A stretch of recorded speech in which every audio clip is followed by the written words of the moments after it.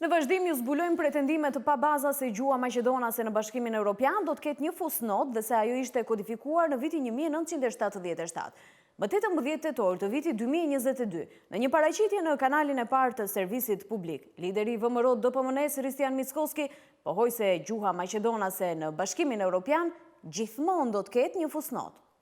Секогаш доле ќе стои една фуснота, која што фуснота после некое време може да стане нешто друго. Ајде да ја тргнеме таа фуснота, не ни треба во 21. век, зошто ќе ни е таа фуснота, да ја тргнеме таа декларација и да заеднички го признаеме македонскиот јазик, дека постои, дека е кодифициран 77-та година.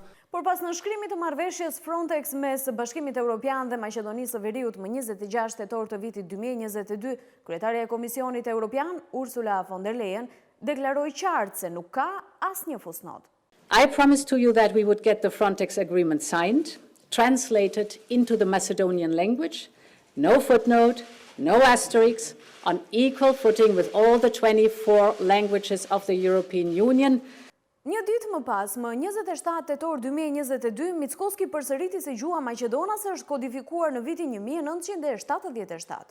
Признаен од Обединетите нации, кодифициран 77-та, тој е константа и мислам дека колку повеќе ја отвараме оваа тема, толку е полошо за нашиот идентитет. Тоа е затворено прашање, не треба воопшто никој нити да го отвора, нити да го подотворува.